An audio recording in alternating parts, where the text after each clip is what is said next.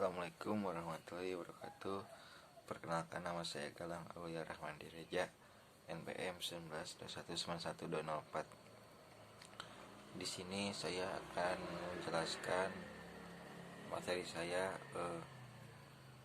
proses dan kondisi pelajar gerak.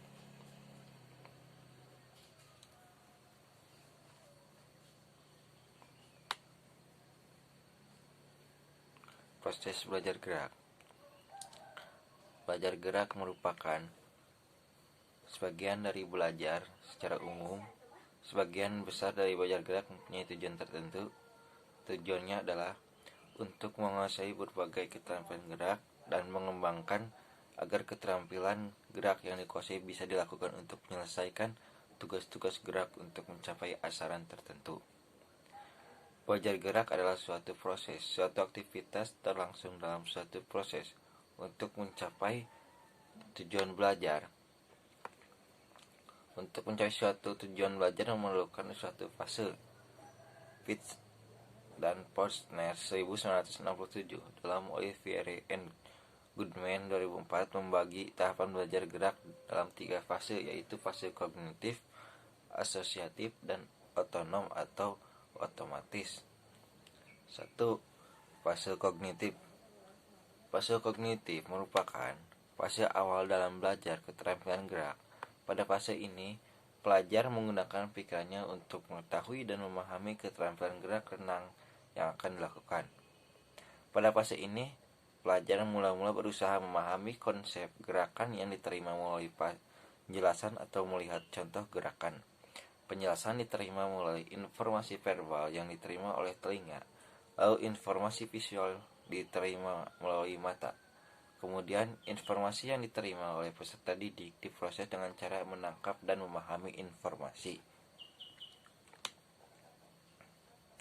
Berdasarkan proses memahami informasi yang sudah dilakukan, maka dalam pikiran peserta didik muncul konsep gerakan dalam bentuk rencana gerak dan urutan rangkaian gerak yang akan dilakukan.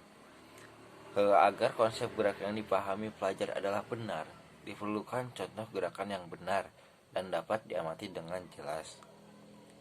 Fase asosiatif. Fase asosiatif disebut juga fase menengah. Fase ini ditenai dengan tingkat penguasaan gerakan, di mana pelajar sudah mampu melakukan gerakan-gerakan dalam bentuk rangkaian yang tidak tersendat-sendat pelaksanaannya. Dengan tetap mempraktekkan berulang-ulang, pelaksanaan gerakan semakin efisien, lancar sesuai dengan keinginannya, dan kesalahan gerakan semakin berkurang. Untuk meningkatkan penguasaan dan kebenaran gerakan, pelajar perlu tahu kesalahan yang masih diperbuatnya melalui pemberitahuan orang lain yang diamatinya, merasakan gerakan yang dilakukan, atau melihat gambar rekaman pelaksanaan gerakan. Dari ketahuannya tentang kesalahan gerakan yang dilakukan, pelajar perlu mengarahkan perhatiannya untuk membetulkan selama sangat diperlukan untuk meningkatkan penguasaan gerak. Untuk meningkatkan penguasaan gerak, diperlukan kesempatan yang leluasa untuk praktek berulang-ulang.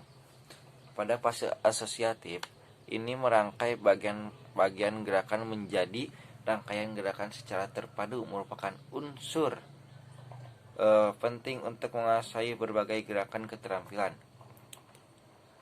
Setelah serangkai gerakan bisa dilakukan dengan baik, maka pelajar segera bisa dikatakan memasuki fase belajar yang disebut fase otonom.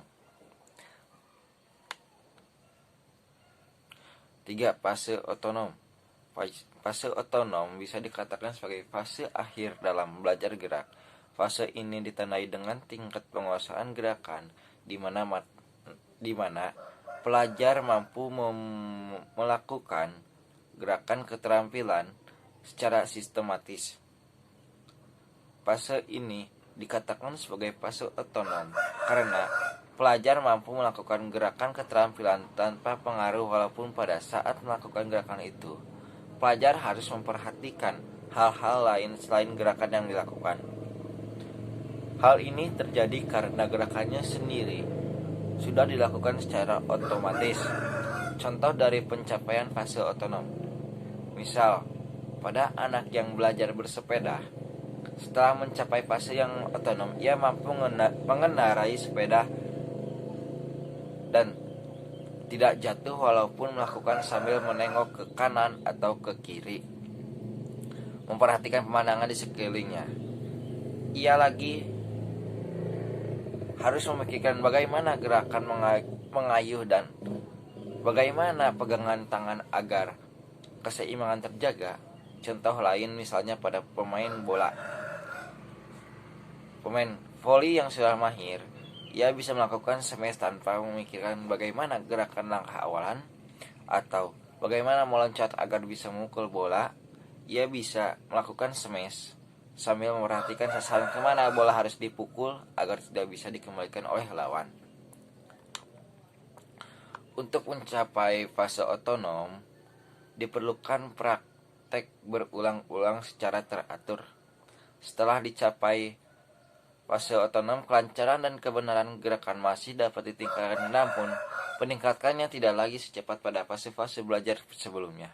Pada fase ini, di mana gerakan sudah menjadi otomatis, untuk mengubah bentuk gerakan cukup sulit, untuk mengubahnya perlu ketekunan. Kondisi gerak. Belajar merupakan suatu istilah yang digunakan dalam dunia pendidikan yang mampu pengertian tertentu. Kata kondisi bisa berarti keadaan atau syarat, sedangkan belajar ia bisa berarti terjadinya perubahan, pembawaan atau kemampuan setelah terjadi proses edukatif. Dari arti kedua kata tersebut dapat untuk menjelaskan pengertian kondisi belajar. Kondisi belajar adalah suatu keadaan yang diperlukan agar proses belajar bisa berlangsung sesuai dengan tujuan yang hendak dicapai. Keadaan yang diperlukan agar proses terjadi mencakup keadaan yang ada pada diri pelajar dan pelakon yang dikenakan kepada belajar.